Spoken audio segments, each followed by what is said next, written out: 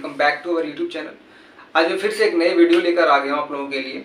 I know, मैं जानता हूँ कि काफ़ी टाइम हो गया इस सेकंड वीडियो को लाने में, लेकिन कुछ पर्सनल इश्यूज थे, कुछ प्रॉब्लम था, इसलिए मैं नहीं आ पाया। लेकिन उम्मीद मैं करूँगा कि अब नेक्स्ट टाइम से मैं frequent back to back video लाता रहूँ।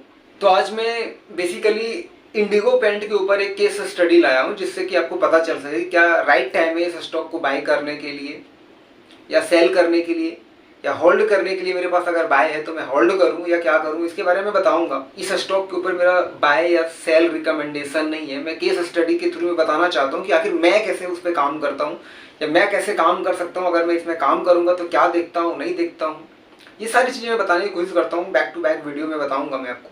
सबसे पहले मैं बताने की कोशिश करता हूँ कि आखिर मैं इंडिगो पेंट को सेलेक्ट क्यों करूँगा। एक चीज़ मैं और आपको बता दूं कि मैं किसी भी कंपनी को सेलेक्ट करने के पीछे मेरा एक रीजन होता है कि क्या कंपनी का फ्यूचर ब्राइट है, कंपनी फ्यूचर में ग्रो करने वाली है, कंपनी का टेक्निकल एनालिसिस क्या है। बशर्ते टेक्निकल एनालिसिस मेरे को एक चीज़ यही बताता है कि स्टॉक को बाई कब करना है और स्टॉक को सेल कब करना है। ये दो चीज़ें मेरे को टेक्निकल एनालिसिस बताती है। फंडामेंटल एनालिसिस मेरे को बताता है कि स्टॉक को बाई करना है या नहीं करना है। तो सबसे पहले मैं बताता हूँ कि इंडिगो पेंट की अगर आप चार्ट पे ध्यान दो तो अप्रॉक्स 66% कंपनी के ओपनिंग से लेकर ये डाउन आ चुका है अभी तक। हालांकि अभी 55 के आसपास ही डाउन आपको दिख रहा होगा। तो इस बेसिस पे आपको मैं जैसा कि दिखा पा रहा हूँ कि कंपनी ओपन होने के बाद, लिस्ट होने के बाद फर्दर डाउन आते जा रहा है। इससे आपको क्या पता चलता है? कंपनी डाउन आता जा रहा है, कंपनी का स्टॉक प्राइस डाउन आता ही जा रहा है जब से लिस्ट हुई है स्टॉक मार्केट में। इससे क्या पता चलता है कि कंपनी का प्राइस डाउन हो गया, मतलब कंपनी बेकार हो गई। ऐसा हो सकता है कि कंपनी ग्रोथ नहीं कर रही है, कंपनी का ग्रोथ रुक गया है, या फिर इसका फ्यूचर ब्राइट नहीं है। फ्यूचर में paint company, even Indigo paint का कोई फ्यूचर नहीं है। और स्टॉक प्राइस देखने के बाद हमको सिंपल सा यही फंडामेंटल मेरे दिमाग में आता है कि कंपनी का ग्रोथ नहीं है, कंपनी आगे ग्रो नहीं कर सकती है, सेक्टर बेकार है। क्यों? कंपनी का स्टॉक प्राइस डाउन आता जा रहा है। 66% कंपनी का स्टॉक डाउन आया है, तो कंपनी बेकार है। अब मैं एक चीज़ आपको बताता हूँ, ये टेक्निकल एनालिसिस हो गया। इस टेक्निकल एनालिसिस को देखते हुए मैं आपके लिए फंडामेंटल एनालिसिस की ओर में भी लेके जाऊँगा। अब जैसा कि आपको चार्ट में दिख रहा है, अगर मैं 22 से 24 अप्रैल तक की मैं बात करूँ तो कंपनी फर्दर डाउन आता जा रहा है। मतलब कंपनी की कंडीशन और भी खराब होती जा रही है। मतलब कंपनी प्रॉफिट नहीं बना रहा है, कंपनी में ग्रोथ नहीं है, कंपनी के पास पैसा नहीं है, शायद काम करने के लिए कंपनी बोरोइंग कर रही है, इंटरेस्ट ज़्यादा पे कर रही है। ऐसा हो सकता है। चलो मैं दिखाता हूँ आपको फंडामेंटल एनालिसिस में आखिर हो क्या रहा है कंपनी के साथ। अब मैं आपको स्क्रीन पे दिखाना चाहूँगा। 22 में कंपनी के पास जो सेल्स था, ईयरली सेल्स था, वो 906 करोड़ का था। 23 में 1073 करोड़ का सेल्स था एंड 24 रनिंग है, बट इसमें 1214 करोड़ का सेल्स है कंपनी के पास। कंपनी 22 में 1 CR का इंटरेस्ट पे करा है, 23 में 1 CR का इंटरेस्ट पे किया है एंड 24 में कंपनी ने 2 CR का इंटरेस्ट पे किया है अभी तक। कंपनी की ऑपरेटिंग प्रॉफिट रेगुलर बढ़ता जा रहा है, जैसा कि आपको दिख रहा होगा। 22 में 114 CR था, 23 में 156 CR एंड 24 में रनिंग ईयर्स में 192 CR के प्रॉफिट में बैठा हुआ कंपनी, जिसमें कि नेट प्रॉफिट आपको दिख रहा होगा। 22 में 44 CR था, 23 में 132 CR एंड 24 में 144 CR है कंपनी का नेट प्रॉफिट। टेक्निकल एनालिसिस में मेरे को पता चल रहा है कि कंपनी का स्टॉक प्राइस डाउन आ रहा है, कंपनी बेकार हो रही है। लेकिन फंडामेंटल की अगर मैं बात करूं, पिछले 2 साल की मैं बात करूं, जब से कंपनी फर्दर खराब होता जा रहा है, स्टॉक प्राइस फर्दर डाउन आते जा रहा है, वहीं पे फंडामेंटल एनालिसिस में कुछ भी प्रॉब्लम नहीं है। कंपनी के सेल्स कंटिन्यू बढ़ रही है, कंपनी नेट प्रॉफिट भी कमा रहा है, कंपनी ने बोरोइंग को रोक करके रखा है। मैं आपको आगे बताता हूँ आपको। कंपनी के पास रिजर्व 22 में 602 CR था, 23 में 723 CR है एंड सितंबर 23 में 773 सीआर कंपनी की बैंक में रखा हुआ है, रिजर्व में रखा हुआ है। कंपनी ने 22 में बोरिंग करी थी 12 सीआर, 23 में सेम कंडीशन में 12 सीआर चलता रहा एंड 23 सितंबर 23 में उसने 14 करोड़ का बोरिंग कर रखा है।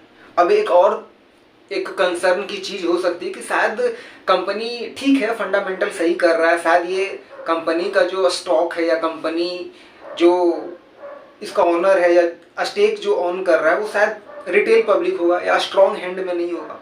तो इसकी मैं बात कर लेता हूँ आपके पास।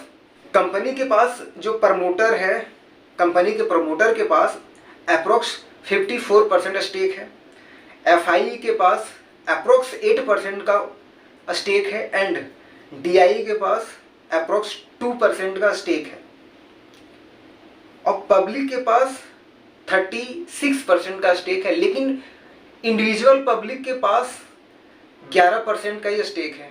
जो स्ट्रॉन्ग हैंड है रिटेल पब्लिक में, उन लोगों के पास लगभग 25% का स्टेक है। कहने का मतलब कि कंपनी का जो स्टेक है वो 89% स्ट्रॉन्ग हैंड में है, 11% वीक हैंड में है या हम लोगों के जैसे रिटेल पब्लिक के पास है। और यही 11% से प्रॉफिट बनाने के लिए हम लोगों को डराया जाता है, स्टॉक प्राइस को डाउन लेके आया जाता है, कुछ देर तक नीचे रखा जाता है। रिटेल पब्लिक की कैपेसिटी को चेक किया था कि डाउन में कितने टाइम तक लोग रख सकते हैं स्टॉक को, और जहां हम स्टॉक को सेल करेंगे स्टॉक वहीं से रॉकेट।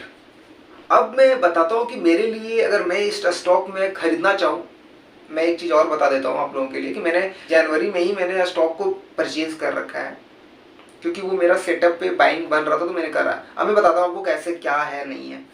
आ जाओ चार्ट में दिखाता हूँ आपको।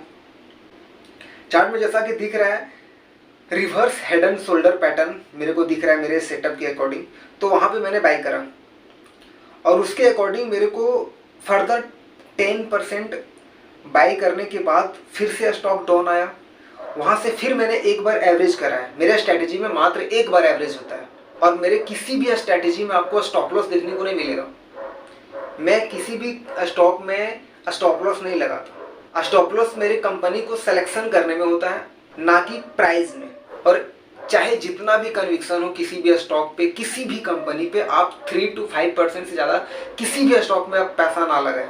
तो मैंने इंडिगो पेंट के बारे में बताया और एक चीज़ मैं और भी बताना चाहता हूँ आपको सबसे पहले कि कंपनी की फंडामेंटल स्ट्रॉन्ग है। पेंट कंपनी का ग्रोथ नेक्स्ट 20 ईयर है, बहुत बढ़ने वाला है। इंडिया अभी जस्ट ग्रो करना शुरू किया है। Paint consumption South African country से भी बहुत कम है इंडिया में, तो ग्रोथ सोचो कितना ह्यूज होने वाला, कितना बड़ा होने वाला है। पेंट सेक्टर में ग्रोथ होना है तो 100% श्योर है कि कंपनी की ग्रोथ होगी, हमें प्रॉफिट मिलेगा, स्टॉक प्राइस फिर से ऊपर आएगा। मैंने इसमें बताया कि कहाँ से बाई करना है, इसका टारगेट क्या है, स्टॉक का कहाँ सेल होगा, हर चीज़ मैंने बताया। इवन मैंने भी परचेज कर रखा है। हालांकि किसी स्टॉक के बारे में रिकमेंड नहीं करता, जस्ट मैं स्टडी बता रहा हूँ आप लोगों को, एजुकेट कर रहा हूँ ताकि आप लोग भी समझ सको, ऐसे कंपनी को चूज़ कर सको और आप भी स्टॉक बाई कर सको एंड प्रॉफिट कमा सको। और एक चीज़ और मैं चाहता हूँ ऐसा कि मेरे को 1000 लोग ऐसे चाहिए जो स्टॉक मार्केट में कुछ करना चाहते हैं, पैसा कमाना चाहते हैं, अर्न करना चाहते हैं, वेल्थ गेन करना चाहते हैं। जल्दी मैं एक प्लान कर रहा हूँ एक कोर्स लॉन्च करने की जो मिनिमम रीजनेबल प्राइस पे होगा, जो कि हर कोई इसे अफोर्ड कर सकता है। वैसे अगर आप कोर्स को नहीं भी बाय करते हो फिर भी जितने मैं वीडियो बना के बता रहा हूँ वो आपको सीखने के लिए, ट्राई करने के लिए काफ़ी है। तो आप उससे भी आप सीख सकते हो, जान सकते हो, समझ सकते हो। मैं रेगुलर आपको वीडियो बना करके मैं बताता रहूँगा कौन से स्टॉक में बाई करना है, कौन से स्टॉक में सेल करना है। स्टडी में बताऊँगा, बाई करना सेल करना ये आपकी मर्जी है।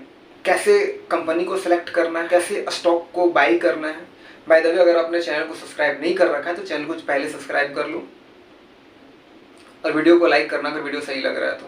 बहुत सारे ऐसे कंपनीज हैं जो जमीन में पड़ा हुआ है, अभी ग्रोथ बचा हुआ है। इवन लार्ज कंपनीज के स्टॉक भी है, वो भी अभी बाई का सिग्नल दे रहा है। बहुत सारे स्टॉक ऐसे हैं जो कि बाई करना। और मैं एक चीज़ और बता दूं कि नेक्स्ट 20 ईयर इंडिया का ग्रोथ होना है, डेफिनेटली स्टॉक मार्केट का ग्रोथ होना ही है। तो मिलते हैं एक नए और इंटरेस्टिंग सी वीडियो के साथ। Thank you for watching.